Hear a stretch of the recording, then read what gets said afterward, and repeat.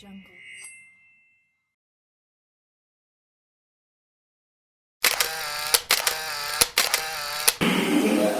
Assalamualaikum warahmatullahi wabarakatuh.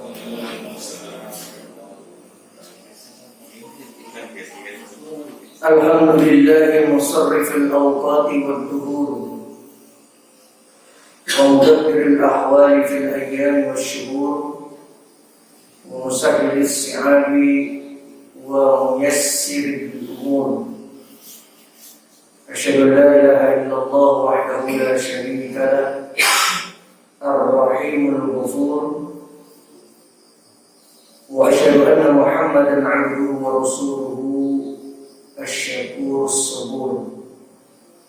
Allahumma salli wa sallim wa barik ala nabiyyina Muhammadin wa ala alihi wa ashabihi wa dharif lahumul wujud.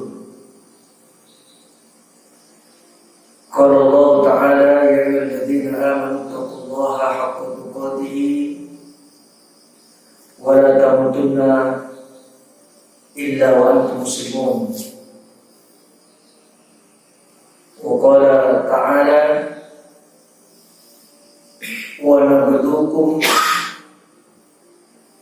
bisyarri wal khairi fitnatan wa ilayna turja'un. Wa qala alaihi salatu wassalam ma yazalu al-bala'u bil mu'mini wal mu'minati fi nafsihi wa waladihi wa malihi hatta yalqa Allah wa ma 'alaihi khati'atun. Tsumma amma ba'du. Bapak-bapak sekalian yang dimuliakan Allah, yang pertama dan menjadi skala prioritas, kita bersyukur kepada Allah. Di antara alasan kesyukuran itu sebagaimana yang disabdakan oleh Rasulullah SAW di dalam sebuah sabdanya yang berbunyi, man asbaha minkum aminan fi sirbihi. Siapapun umat Islam ini bangun pagi dalam keadaan aman perjalanan hidupnya, mu'afan fi jasadihi, sehat, waras, baik-baik saja badannya, indahu qutu yaumihi, bekal kehidupan, bekal makan paling tidak untuk satu hari itu cukup. Faka'anna mahizat lahu dunya, maka seolah-olah Allah telah melimpahkan semua kenikmatan dunia kepadanya. Hadis ini diriwayatkan oleh Al-Imam At-Tirmidzi dan Ibnu Majah serta derajatnya hasan di dalam kitab As-Sahihah. Jadi kita bangun aman, insyaallah. Seterusnya untuk anak-anak kita, kalau Allah panjangkan umur kita, cucu-cucu kita khususnya di Arkadia ini, secara umum di Bukit Dago, Desa Rawakalong, terus sampai Gunung Sindur, kecamatannya, dan dimanapun tempat kaum muslimin berdomisili, mudah-mudahan suasananya aman, kondusif, insyaallah. Amin. Karena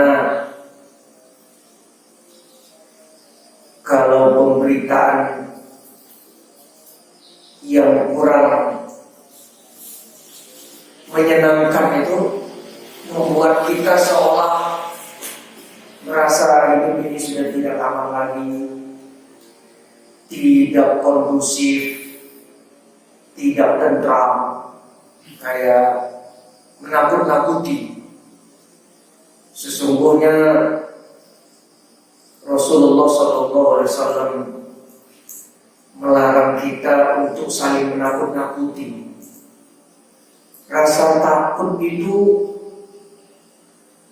kan ada takut kepada Allah secara mutlak, yakni takut bermaksiat kepadanya karena ada ancaman berupa adab. Ada juga takut kepada makhluk yang tidak mutlak, seperti kita takut kalau berhadapan dengan binatang buas. Kita jangan merasa sok berani. Dia takut kalau ketemu binatang buas itu, menghindar. Juga takut keadaan yang tidak aman, tidak kondusif. Tapi bukan berarti dengan kondisi mungkin ada beberapa tempat merasa kurang aman, terus tempat lain ditakut-takutin. Itu tidak boleh seperti itu. Ya, nanti para ulama menasihatkan itu dengan istilah mereka la ifratun, tidak boleh berlebihan. Kalau anak-anak sekarang bilang tidak boleh lebay, wala tafritun, tidak boleh juga meremehkan atau abai. Waspada perlu, tapi kalau kemudian misalnya rasa kurang aman sampai ada pernyataan kayaknya masjid ini sudah perlu disiapkan samurai gitu kan, golok gitu. Ini namanya ifratun, berlebihan juga. Ya. Jadi alhamdulillah kita aman, kemudian bangun tadi juga sehat, alhamdulillah. Dan insya Allah setidaknya 1 hari ke depan ini sampai petang atau malam nanti Allah mencukupkan bekal makan untuk kita dan keluarga. Maka sebenarnya begitu saja standar dalam Islam ini yang diajarkan oleh Sunnah Nabi. Berarti Allah telah melimpahkan karunia dunia ini kepada kita. Maka itu diantara kenapa kita harus memprioritaskan kesyukuran kepada Allah. Di antaranya dengan kalimat syukri, alhamdulillahirabbil alamin. Selawat dan salam mudah-mudahan terus Allah limpahkan kepada teladan beragama dan contoh kehidupan kita Nabi Muhammad sallallahu alaihi wasallam, kepada seluruh keluarganya, juga kepada para sahabat ridwanullahi alaihim ajma'in, dan mudah-mudahan kepada kita umatnya akhir zaman ini, walaupun kita tidak pernah bertemu dengan beliau, tapi yang harus kita tanamkan dalam kehidupan kita yang sebentar ini kita harus komitmen untuk menghidupkan sunnah atau keteladanan beragama beliau sallallahu alaihi wasallam. Bapak-bapak yang dimuliakan Allah, kita memasuki bulan Safar, bulan kedua dalam sistem penanggalan Islam. Di kesempatan ini, jihad kajian Islam kita temanya adalah Rihnatul Hayati Alamatul Hubbi Minallahi Ta'ala. Jadi cobaan hidup itu sesungguhnya adalah isyarat kecintaan Allah kepada hambanya.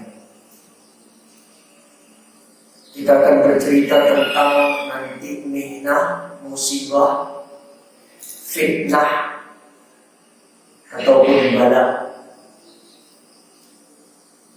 Karena kelihatannya akhir zaman ini semakin berat fitnah atau cobaan yang akan kita hadapi, khususnya cobaan beragama. Kita lihat saja khususnya di tahun 2020 ini, tanggal 1 Januari ada yang namanya Al-Hari, banjir. Hujannya dari tanggal 31 Desember dari siang kalau nggak salah itu atau petangnya berlanjut terus sampai malamnya tanggal 1 Januari banjir. Walaupun kita tidak terlalu merasakan di sini, saudara-saudara kita di Jakarta khususnya. Kemudian di penghujung tahun 2019 juga sudah mulai heboh wabah global. Akhirnya kita rasakan di bulan Maret. Kemudian ada lagi at-ta'nu, tusukan, tikaman di sana sini yang sedang mengisi kajian, yang sedang mengimami sholat. Kemudian ada pula as-suyul, banjir bandang 2 pekan lalu. Ada al-hari, kebakaran, macam-macam ya. Ada az-zindiq yang ramai diperbincangkan setiap bulan September, faham komunis yang tidak kalah pentingnya kita waspadai juga faham Syi'i atau Syiah. Ini bahaya laten dari Syiah.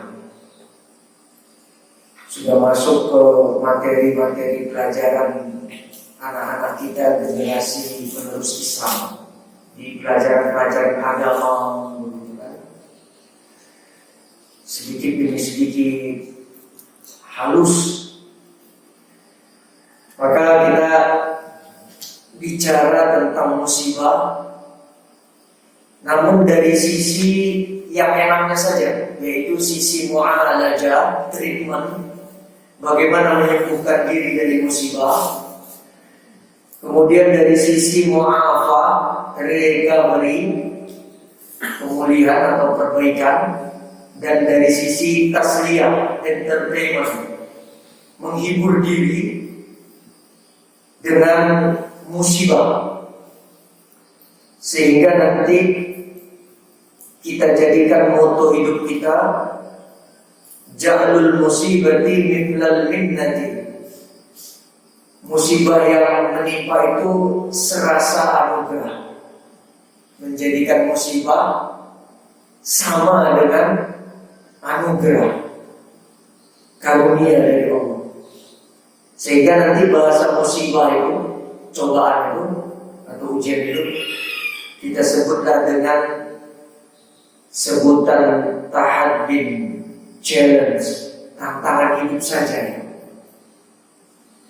Maka untuk mencapai menjadikan musibah itu adalah anugerah yang hakikatnya musibah atau cobaan hidup itu adalah isyarat kecintaan Allah kepada kita. Kita harus benahi dulu persepsi kita tentang musibah di dalam konsepsi Islam. Selalunya kan kita takut sama musibah ya. Maka seperti apa kalau memang kita harus takut ditimpa musibah? Atau justru kita merasa senang kalau musibah kerap menghampiri kehidupan kita, baik secara individu, secara keluarga, kemudian secara masyarakat di mana kita berdomisili dan sebagai warga negara Indonesia untuk yang lebih besar. Yang pertama sekali yang harus kita benahi persepsi kita tentang musibah adalah bapak-bapak harus menyadari yang tadinya sudah sadar diingatkan kembali.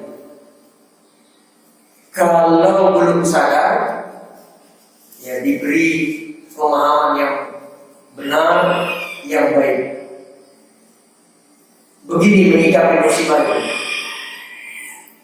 Musibah mau yang kecil, yang sedang, yang berat, yang berlalu,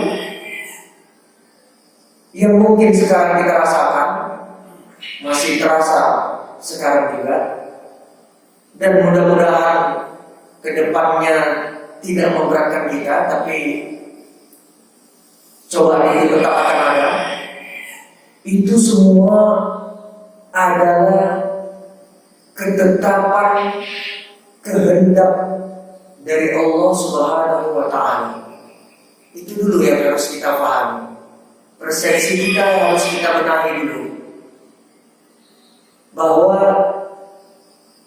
semua itu musibah atau kita sebut bala, kita sebut nanti fitnah atau mihnah, itu adalah ketetapan Allah, kehendak Allah. Nanti pelajarannya adalah pelajaran Arkanul Iman, rukun-rukun iman, as-sittah yang 6 ini. Yang keenamnya adalah wa tu'mina bil qadari khairihi wa syarrihi. Kita harus beriman, betul-betul yakin bahwa ada qada, ketentuan Allah di alam azali, ada qadar, takdir Allah yang akan berlaku pada kita. Apakah itu yang baik ataukah itu yang buruk? Sebagaimana tadi di dalam muqaddimah disampaikan, Allah Subhanahu wa Ta'ala berfirman di dalam surah Al-Anbiya, wa nabluukum bisyarri wal khairi fitnatan. Kami akan terus menguji kehidupan kalian ini, kehidupan beragama khususnya dan kehidupan dunia umumnya, bisyarri, dengan perkara-perkara yang buruk, wal khairi, juga perkara-perkara yang baik, fitnatan, sebagai ujian. Wa ilaina turja'un, dan segala perkara itu akan dikembalikan kepada kami, kata Allah. Jadi itu sudah ketentuan Allah, sudah kehendak Allah.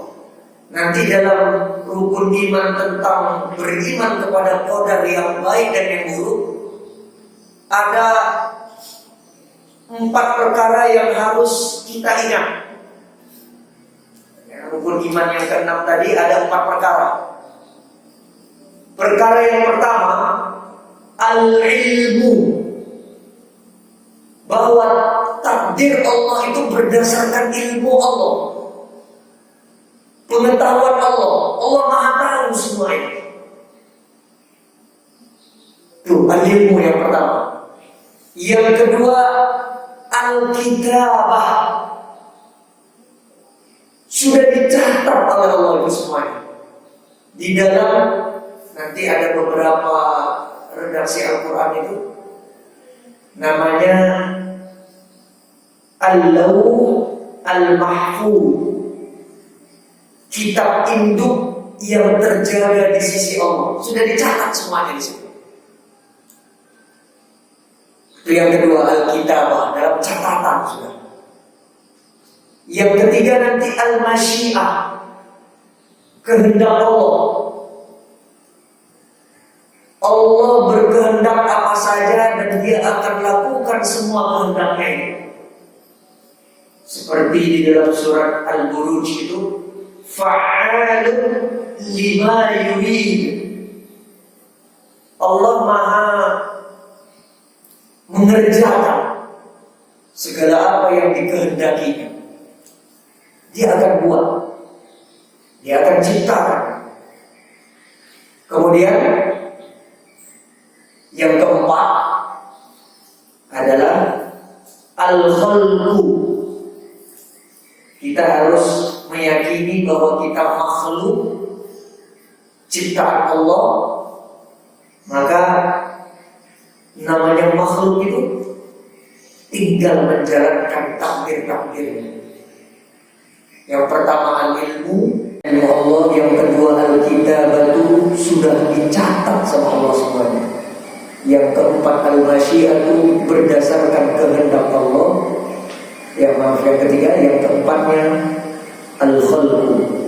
Kita ini makhluk Allah, tinggal menjalankan saja. Ini berdasarkan sabda Rasulullah SAW. Begini Pak, jadi di antara makhluk Allah yang terawal yang Allah ciptakan adalah al-qalam. Ya, al-qalam. Kan ada surat al-qalam itu, nun wal qalami wa ma yasturun. Nun, kata Allah, demi kolam. Ini kolam ini makhluk Allah, ya, yang digunakan untuk menulis semua kehendak Allah. Wa ma yasturun, dan segala yang telah tertulis, yang diperintahkan Allah kolam untuk menulis segalanya. Begini di dalam redaksi hadisnya, inna awwala ma khalaqallahu al-qalam. Jadi di antara makhluk Allah terawal yang Allah ciptakan adalah al-qalam.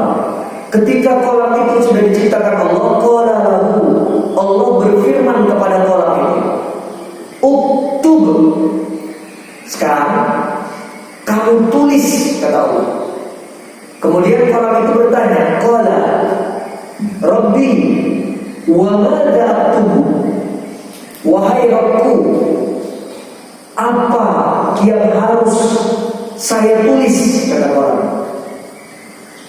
Kemudian qala, Allah Subhanahu wa taala berfirman lagi, uktub maqadir kulli syai'in hatta taquma as-sa'atu.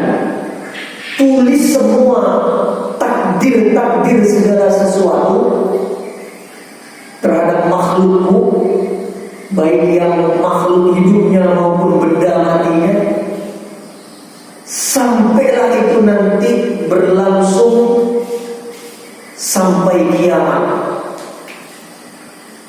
Maka sejak saat itu pena pun menulis seluruh kejadian yang pasti akan terjadi sampai kiamat. Hadis ini diriwayatkan oleh Imam Ahmad, Abu Dawud, At-Tirmidzi, kemudian Ibnu Majah, ya, dan yang lainnya. Nanti di akhir-akhir redaksi itu, seperti yang diriwayatkan juga di dalam riwayat At-Tirmidzi dari sahabat Abdullah bin Abbas,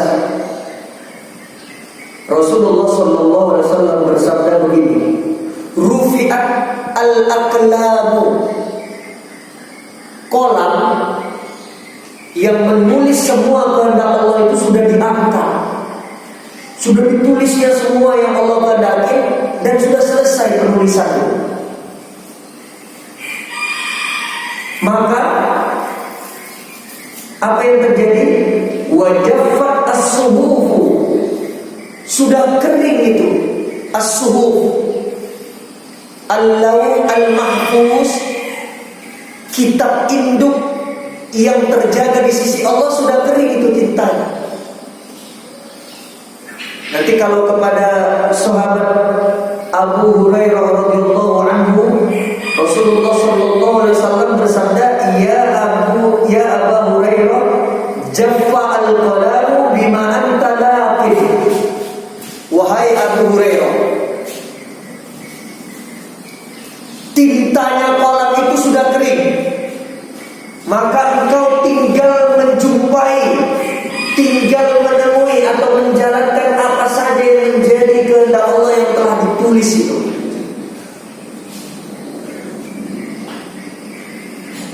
Maka itu dulu yang harus kita pahami.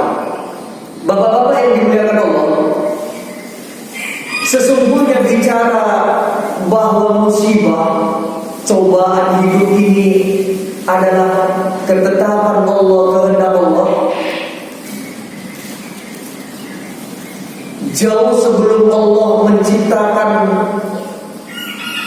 langit 7 lapis ke atas, bumi 7 lapis ke bawah, ya, jauh sebelum 50.000 tahun langit dan bumi itu diciptakan. Sebagaimana sabda Rasulullah SAW yang diriwayatkan oleh Al-Imam Muslim, kata Allah, maqadirul khalaiqi, Allah telah menulis seluruh takdir makhluk qabla an yakhluqas samawati wal arda, sebelum Allah menciptakan langit dan bumi bi khamsina alf sanatin, jauh 50.000 tahun.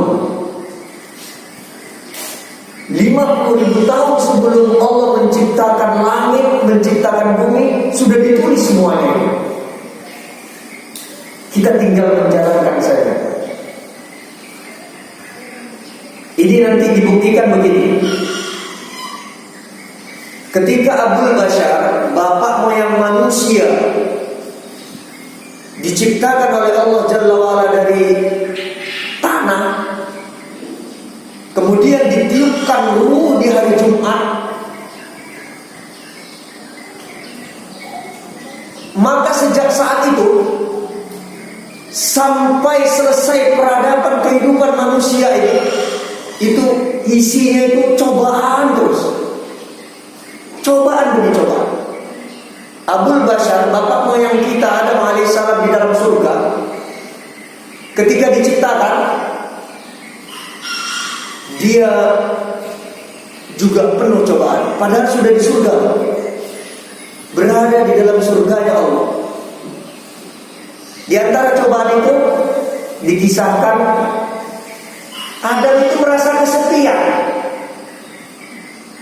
Jadi dia lihat makhluk-makhluk hidup berupa hewan-hewan di surga itu berpasangan. Fitrah dia itu berbicara, kok saya ini sendirian ya? Gitu. Kayak ada yang belum lengkap dari nikmat Allah ini. Itu gharizah insaniyah, naluri manusia.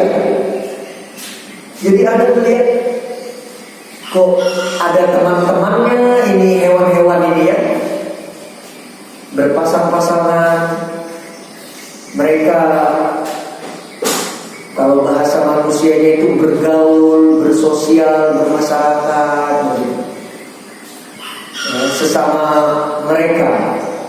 Tapi kok saya ini sendirian gitu, kayak masih sunyi saja. Surga dengan segala fasilitasnya itu seolah-olah masih ada yang kurang. Nah, itu dia sudah dihadapkan pada cobaan. Nabiullah Adam alaihissalam, ya. Dan mulailah cobaan itu menghinggapi kehidupan manusia dalam peradabannya. Diciptakanlah dari tulang rusuknya yang kiri, yang bengkok, yang paling atas, makhluk perempuan bernama Hawa. Itu sudah cobaan ya. Nanti dijelaskan pada akhirnya oleh Rasulullah SAW, ujian atau cobaan terberat umatku laki-laki ini itu dari kalangan perempuannya. Kalau pinjam bahasanya Pak Haji Zulkarnain itu, Zulfikar itu Karnain lagi ya. Ini suami-suami akhir zaman ini ditawan oleh istri-istrinya. Ya bilang kemarin dari Jumat gitu ya. Kita ini para suami ini sudah tertawan oleh istri-istri kita. Kalau dulu harusnya sampai sekarang kata beliau, itu istri itu di bawah tawanan suami. Ar-rijalu qawwamuna 'alan nisa. Laki-laki itu penguasa, pengatur terhadap istri. Nah, kalau sekarang fitnahnya itu terbalik, ya, bahwa seolah-olah yang mengatur itu, yang menyeting itu adalah istri-istri kita. Nah, ini tantangan, ya, challenge buat kita para suami.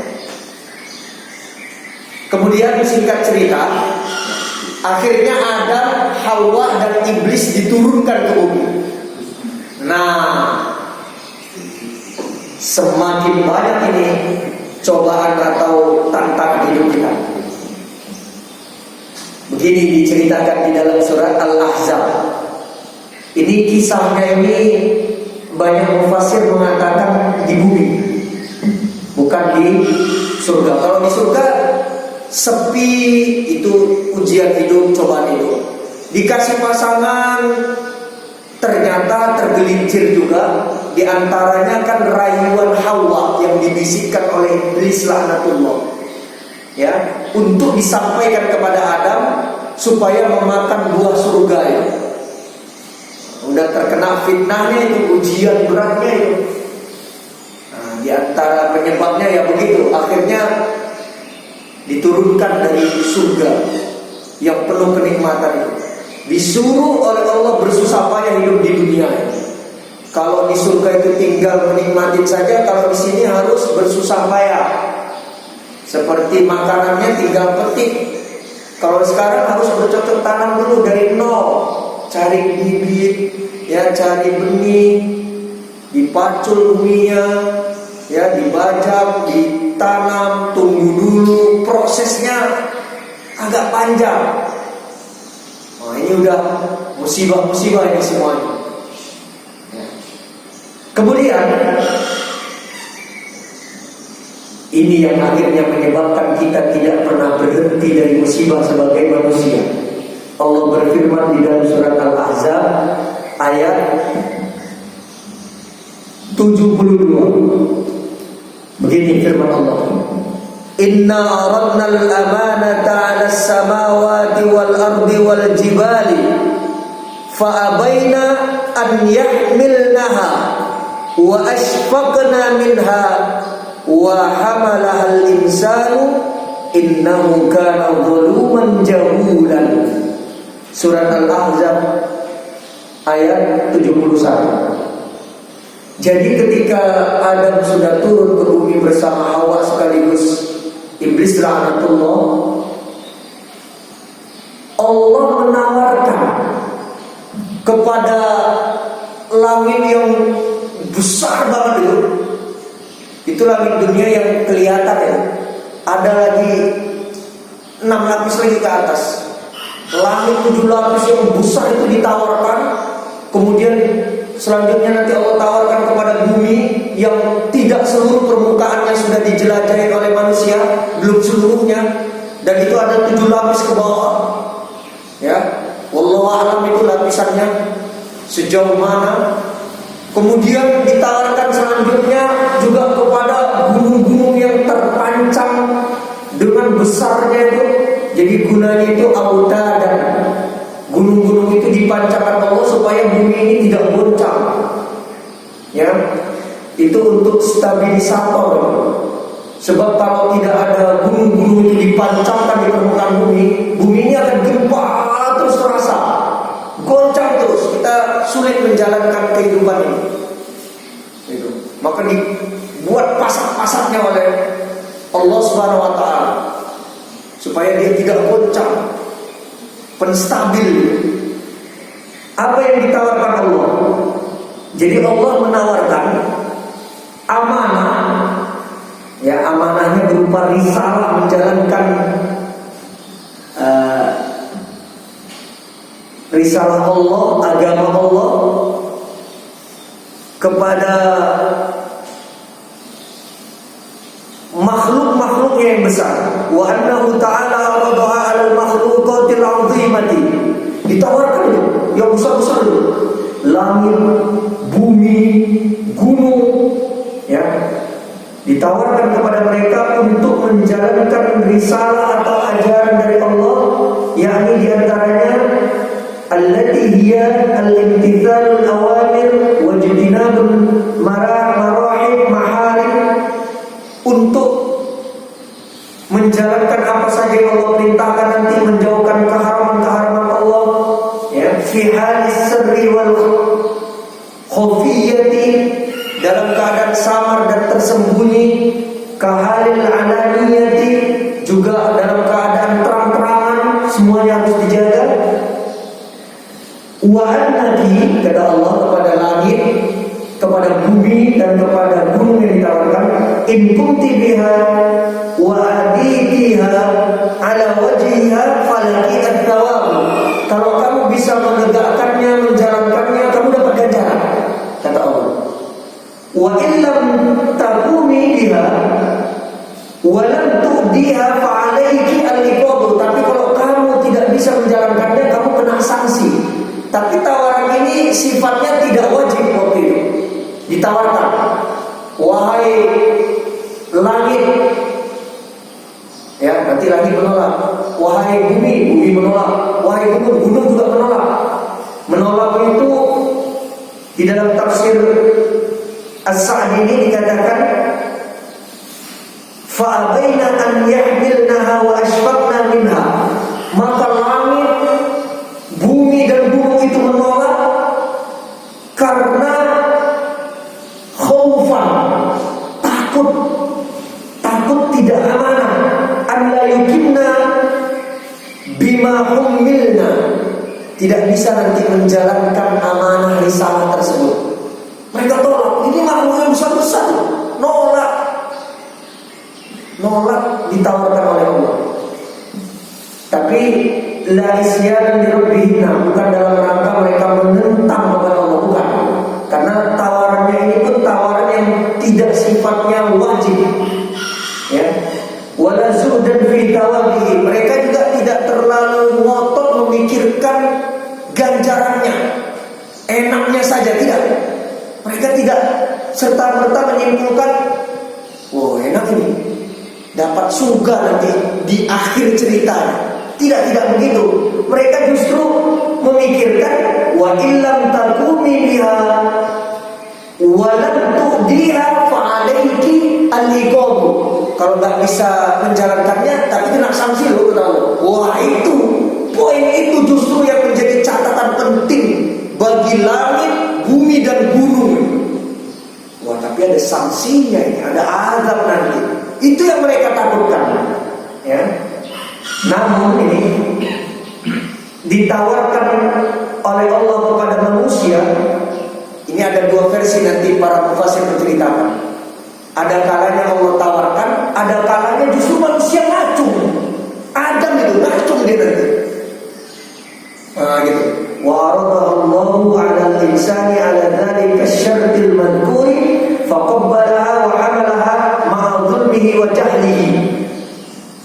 Dengan zalimnya, dengan jahilnya manusia, dia nerima. Ya sudah menjadi ketentuan seperti itu. Maka sejak saat itu ujian atau cobaan hidup itu tidak akan pernah berhenti. Jadi terlahirnya kita dari rahim ibunda kita tersayang ke muka bumi itu, ya, itu sudah ujian tersendiri buat kita. Apa yang tidak ada ujiannya? Coba bapak-bapak perhatikan. Nih, saya mau mencontohkan. Hidup dan kehidupan kita ini penuh ujian. Ini, saya mau minum ini ada ujiannya. Bagaimana kata Nabi minum itu? Yang pertama sekali baca basmalah. Betapa sering di antara kita lupa. Itu ujiannya. Bismillah. Terus apalagi ujiannya? Tangan kanan. Itu wajib di tangan kanan. Ada sahabat, ya, ada seseorang yang makan atau minum tangan kiri. Nabi bilang, jangan pakai tangan kiri. Itu cara makan, cara minumnya setan. Gitu. Itu ujian ya, cobaan ya. Terus, ya seperti minum, jangan karena dahaga yang amat, haus banget, kemudian satu kali nafas, satu tegukan habis. Kalau pakai gelas, nggak boleh.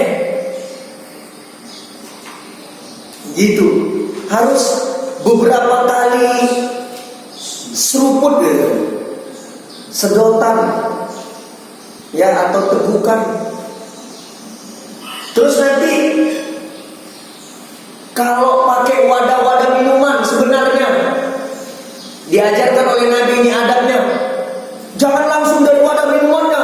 Itu kayak the drunken master, pemabuk itu pakai kendi. Oh, nggak boleh itu. Ternyata nanti ada kajian saintisnya. Itu membuat paru tidak bagus, sistem pencernaan tidak bagus, langsung dari wadahnya itu. Ya gitu, kalau kendi itu kan pendekar-pendekar yang saya bilang kan pemabuk gitu. Dari botol. Jadi idealnya dituangkan ke, kalau bahasa kita, cangkir, gelas. Semuanya penuh tantangan. Tidak boleh berdiri kecuali kadang-kadang terdesak.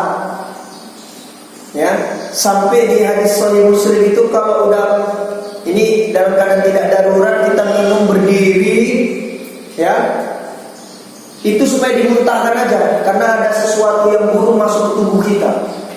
Jadi gorok-gorok aja itu lehernya, muntahin lagi.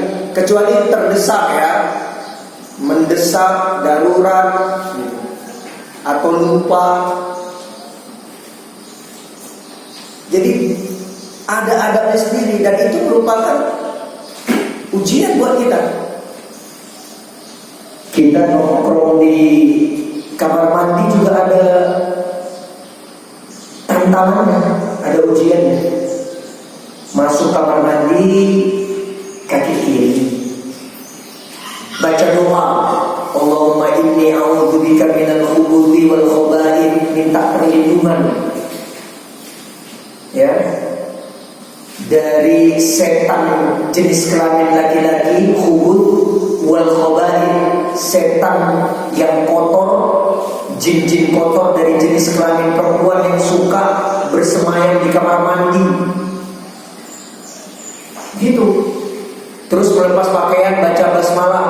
Walaupun kita nanti bugil, itu ditutupin oleh Allah dari pandangan setan dan jin kafir. Dia tidak bisa melihat aurat kita. Ya, melepas pakaian, baca basmalah, meletakkan pakaian. Kemudian jangan berlama-lama di tempat yang buruk. Jangan malah nyetel musik di kamar mandi, di bawah shower berlama-lama. Ya, bukan adat Islam. Seperlunya di kamar mandi. Cepat selesaikan hajat-hajat kita berupa BAB, BAK, mandi, bersih-bersih. Kan ada yang jenisnya lama banget. Itu dinasihatin anggota keluarga kita itu. Jangan berlama-lama di tempat-tempat yang kotor. Seperti dinasihatkan Nabi juga, kalau ke pasar, jangan menjadi orang yang terawal masuk pasar, dan jangan menjadi orang yang terakhir keluar dari pasar, kecuali pedagang mungkin. Pedagang ya, yang pertama dia mau buka lapaknya, terakhir dia mau tutup.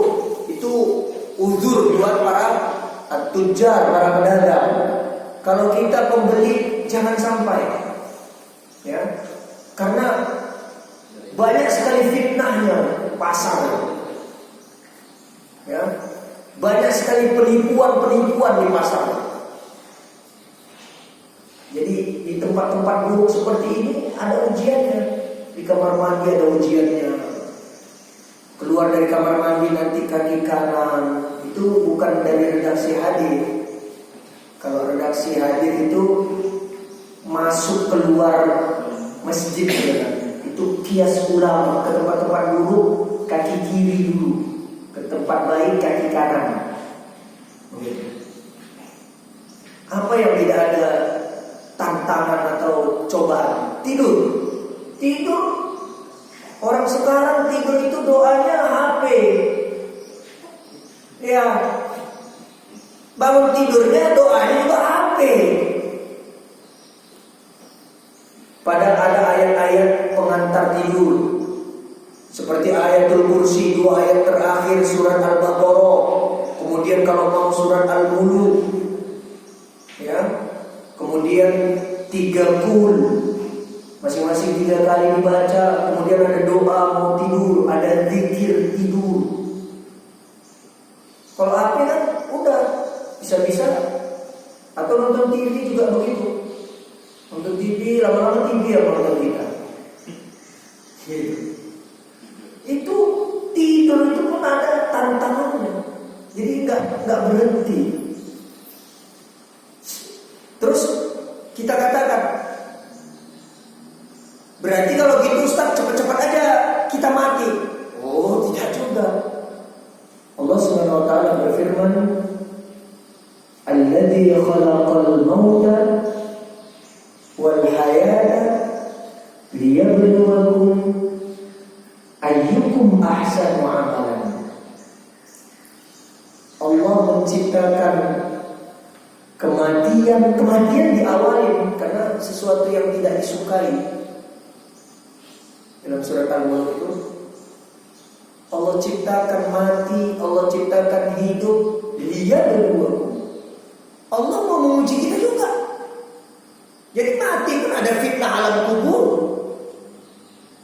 Kebangkitan nanti ada hisab, ada mizan, ada sirat, jisr jahannam. Apa yang selamat dalam kehidupan kita ini? Cuma satu nanti, tidak ada ujiannya lagi, tidak ada cobaan, yakni nikmat surga Allah Subhanahu wa taala. Kan sudah di surga baru selesailah cobaan hidup kita ini. Jadi bicara masalah cobaan ini tidak akan pernah berhenti dalam peradaban kehidupan manusia ini, bahkan peradaban kehidupan alam semesta ini. Ya. Sebagaimana tadi disampaikan di awal muqaddimah,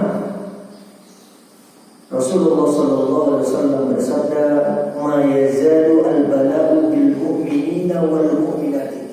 Tidak akan pernah berhenti bala, malapetaka, bencana, musibah, cobaan, ujian ujian, tantangan hidup akan menimpa terus terhadap mukmin laki-laki dan perempuan, fi nafsihi, menimpa dirinya, wa waladihi, dan anak anggota keluarganya, wa malihi, dan harta bendanya, hatta yalqallaha, sampai nanti berjumpa kepada Allah, wa ma'alaihi khoti'atun, dan sudah tidak punya satu pun kesalahan di hadapan Allah.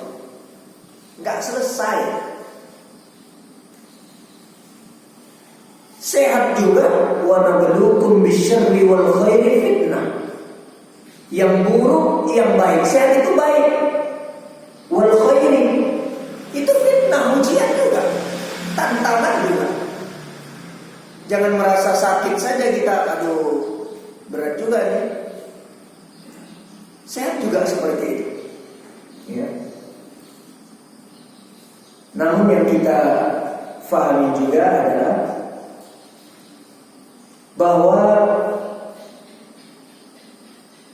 cobaan demi cobaan yang menimpa kita itu adalah isyarat cinta Allah kepada hamba-Nya.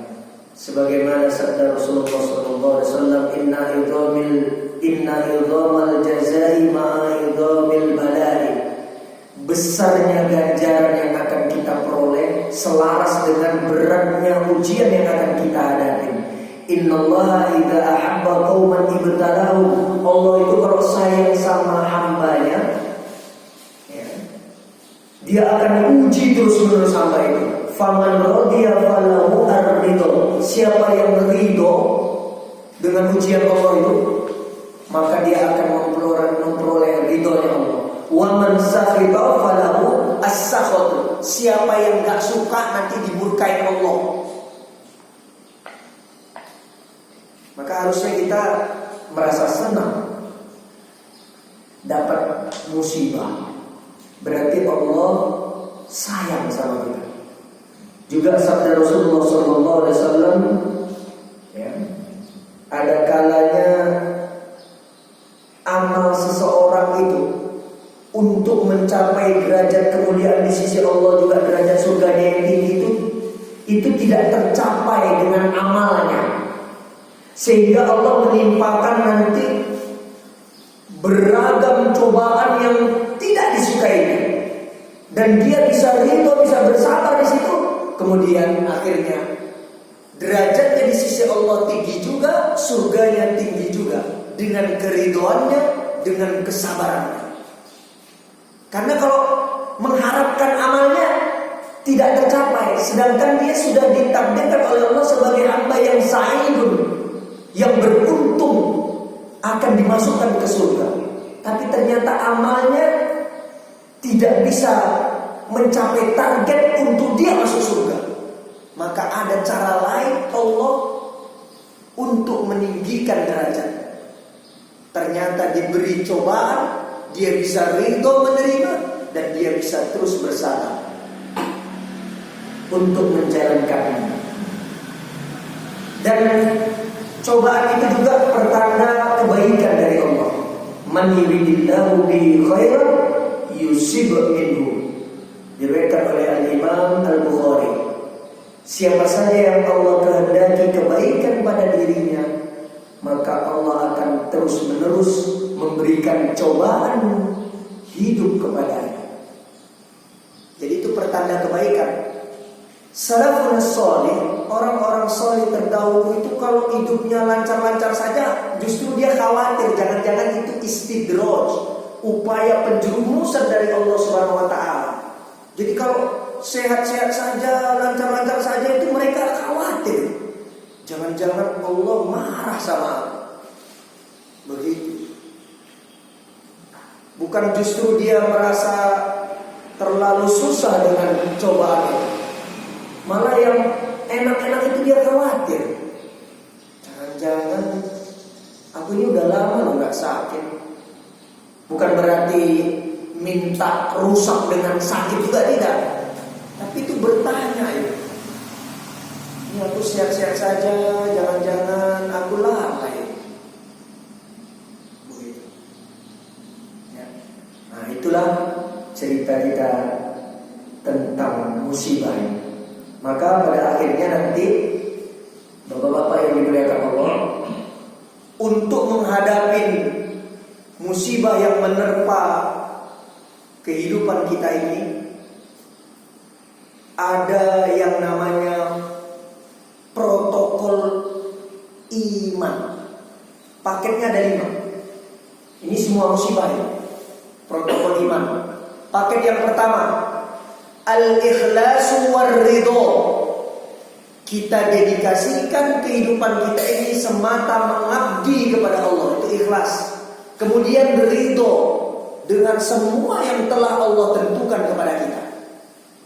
Protokol iman, paket yang pertama, ikhlas dan ridho. Yang kedua, ad-du'a was-sa'yu. Rajin-rajin berdoa, banyak-banyak menabung doa, beribadah, berzikir, membaca Al-Quran, dan amal-amal ketaatan yang lain. Kemudian selaraskan dengan ikhtiar kita, kerja keras kita yang maksimal, yang optimal. Itu paket kedua dari protokol iman, ad-du'a was-sa'i. Jangan hanya sekedar mengandalkan doa tanpa usaha, nanti menjadi kosong. Innallaha la yughayyiru ma biqaumin hatta yughayyiru ma bi anfusihim. Ya. Allah tidak akan mengubah nasib suatu kaum kalau tidak dia kerja keras. Tapi kalau kerja keras saja tanpa doa nanti sombong. Innal ladzina yastakbiruna an ibadati. Sesungguhnya orang-orang yang sombong dari berdoa kepadaku, sayadkhuluna nar jahannam dakhirin. Maka Allah akan memasukkan orang tersebut ke neraka jahanam dengan hinanya. Ini harus selaras ini, ad-du'a was-sa'yu. Paket yang ketiga dari protokol iman, husnudzon billah wa tawakkul 'ala Allah. Selalulah berbaik sangka kepada Allah dan memasrahkan segala urusan kepadanya. Orang ada yang bertanya, Ustaz kok saya susah pasrah? Orang tidak husnudzon billah, prasangkanya selalu buruk. Jadi untuk mencapai at-tawakkul, pasrah sepenuhnya kepada Allah, harus husnudzon billah, bersangka baik. Kalau bahasa kita, berpikiran positif, selalu optimis. Maka baru bisa kita pasrahkan segala urusan kepada Allah. Ya. Paket yang ketiga dari protokol iman. Yang keempat, asyukru was-sabru. Orang tidak bisa sabar itu karena gak syukur. Padahal kesyukuran dan kesabaran itu di dalam konsepsi Islam harus digandeng, beriringan. Orang tidak akan bisa syukur kalau tidak bisa bersabar. Sabar itu nanti ada 3. Sabar di dalam melakukan ketaatan kepada Allah, sabar menjaga diri untuk tidak bermaksiat kepada Allah, dan sabar terhadap ujian-ujian, cobaan-cobaan hidup walaupun berat rasanya. Maka seseorang tidak bisa bersyukur kalau tidak bisa sabar. Seseorang pun tidak bisa sabar kalau tidak ada kesyukuran. Makanya Ibnul Qayyim al-Jauziyah pernah ditanya, ya Syekh, mana yang lebih baik, orang kaya yang bersyukur ataupun orang miskin yang bersabar? Oh, poinnya adalah ketakwaan hati, kata Ibnul Qayyim, bahwa orang kaya harus bersyukur, orang kaya juga harus bersabar. Bahwa orang miskin harus bersabar, orang miskin juga harus banyak-banyak bersyukur. Dan paket yang kelima dari protokol iman adalah al-istighfar wa taubah. Kita ini pesakitan semuanya di hadapan Allah. Maka banyak-banyak minta maaf, minta ampun, ya. Kemudian kembali ke jalan Allah, taubat nasuha. Yang pertama, al-ikhlasu war ridho. Dedikasikan hidup ini kepada Allah dan ridho terhadap segala ketentuannya. Yang kedua, ad-du'a, ya, was-sa'i, banyak-banyak doa, ibadah, dan ikhtiarnya juga sejalan, selaras. Yang ketiga, husnudzon billah wa tawakkul 'ala Allah. Selalulah baik sangka kepada Allah, maka kita bisa pasrahkan segalanya kepada Allah. Yang keempat, asyukru was-sabru, banyak-banyak bersyukur, baru kita bisa bersabar. Harus bersabar supaya kita menjadi hamba yang bersyukur. Yang kelima paketnya adalah al-istighfar wa taubah. Banyak-banyak istighfar. minta maaf, minta ampun, dan kembali ke jalan Allah yang benar, yang lurus. Itu protokol iman. Nanti kalau protokol sekarang itu ada protokol imun. Protokol imun itu ya protokol kesehatan yang sebenarnya juga diajarkan oleh Islam. Makan yang halal, ya, seimbang, proporsional, gizinya seimbang, terus proporsional, jangan berlebihan. Kemudian ya, manajemen stres, itu protokol imun itu, ya. Tata kelola stres. Stres itu ada pada diri kita semuanya, tapi dikelola dengan baik. Kemudian istirahat yang cukup, olahraga yang teratur. Nah, itu protokol imun, meningkatkan imun kita. Terus yang senang-senang saja kita, ya. Ya, itu tadi menjadikan musibah menjadi anugerah. Bagaimana musibah itu serasa anugerah. Baru protokol aman. Protokol aman ya diajarkan juga dalam Islam sebetulnya ketika terjadi musibah. Ada social dan physical distancing, jaga jarak, pakai masker, rajin-rajin bersih diri, ya. Dawamkan berwudu sepanjang hari, bukan hanya cuci tangan begitu ya. Sebatas cuci tangan pakai sabun, bukan hanya itu. Ya. Kebiasaan menjaga wudu sepanjang hari. Kalau batal wudu lagi kalau perlu, seperti yang diamalkan oleh sahabat Bilal bin Rabah. Wudu sepanjang hari, kalau batal dia wudu lagi, sholat sunnah, bersuci 2 rakaat. Orang yang masih hidup, langkah kakinya sudah ada di surga. Jadi lengkaplah protokol iman, protokol imun, dan protokol aman.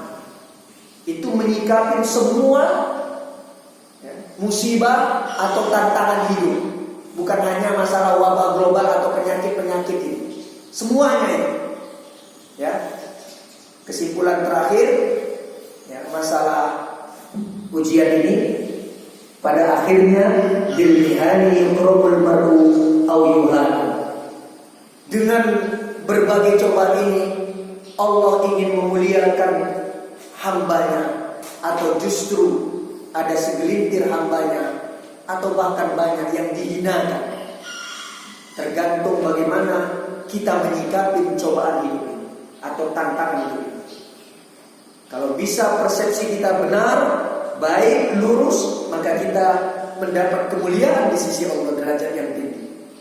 Tapi kalau justru kita salah menyikapinya, maka kehinaan yang akan kita terima. Wallahu a'lam bishawab. Silakan kalau ada yang mau didiskusikan.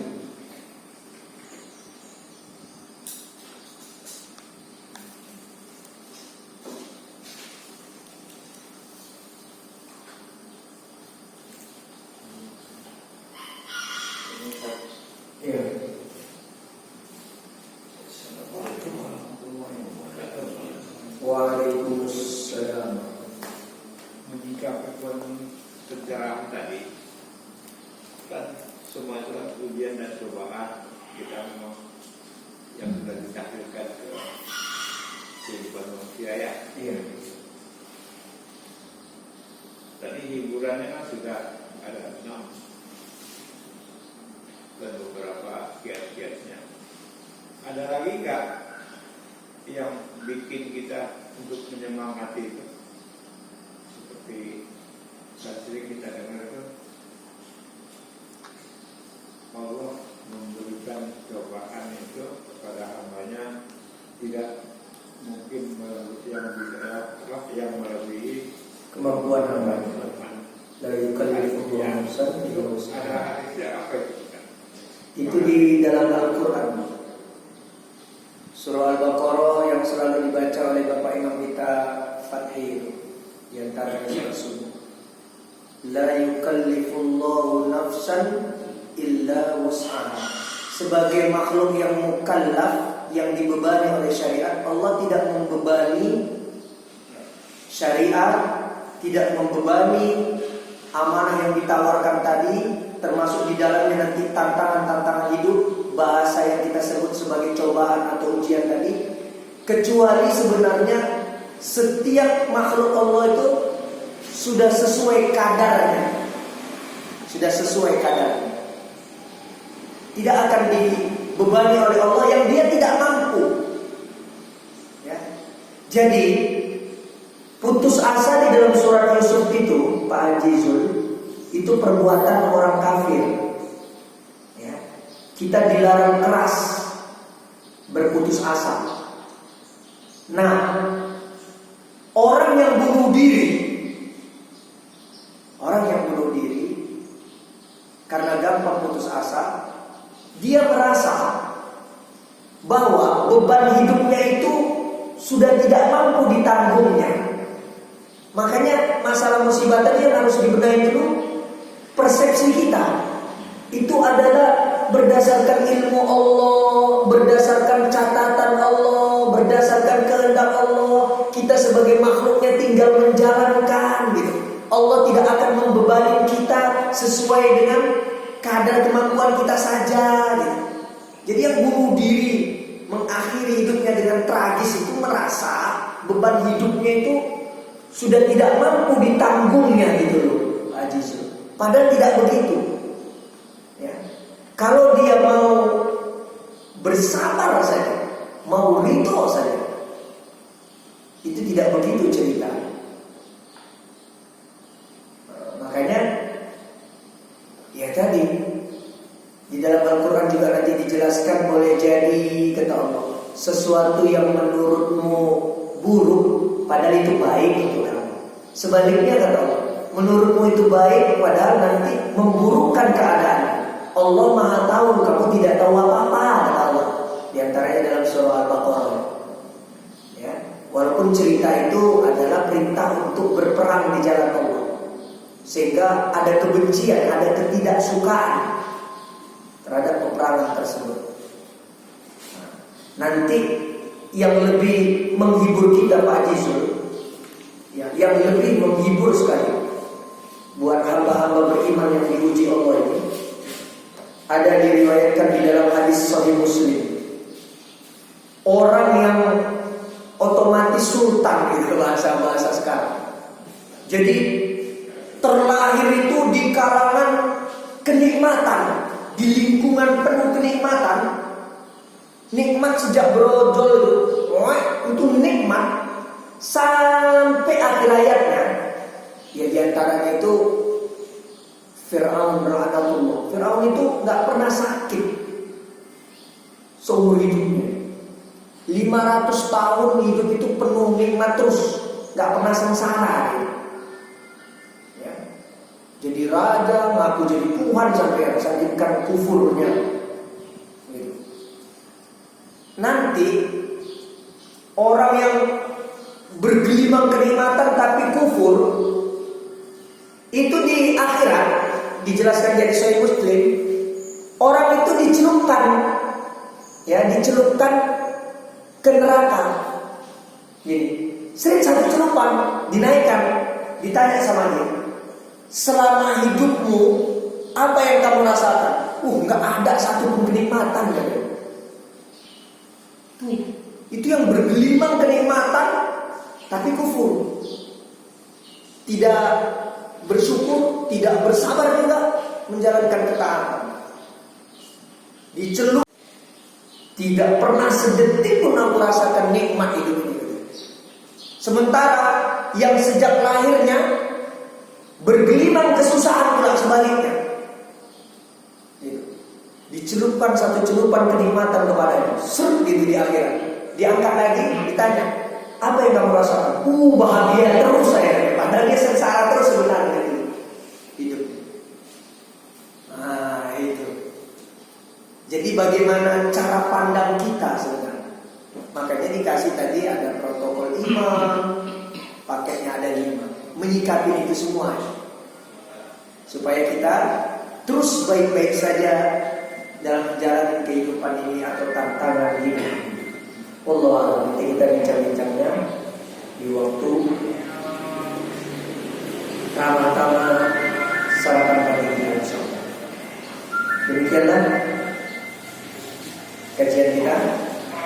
Mudah-mudahan kita bisa menghadapi tantangan demi tantangan hidup ini dengan bimbingan hidayah dan taufik Pak Daya dan Pak Taufik yang dibimbing. Hidayah itu petunjuk, taufik itu akurasi. Rupanya ya, saya baru sadar juga calon DKM 1 kita itu empat-empatnya namanya bagus-bagus.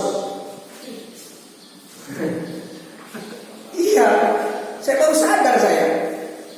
Dari orang tua kita, Zulfikar, itu yang mempunyai ya wawasan intelektual yang bagus, artinya ya, yang mempunyai cakrawala berpikir yang luas. Terus arfa, itu arif itu bijaksana, gitu. Bijaksana. Kemudian taufik, akurat. Jauhari, jauhari itu jewelry, perhiasan. Orang Inggris itu ngambil dari jauhari, jewelry.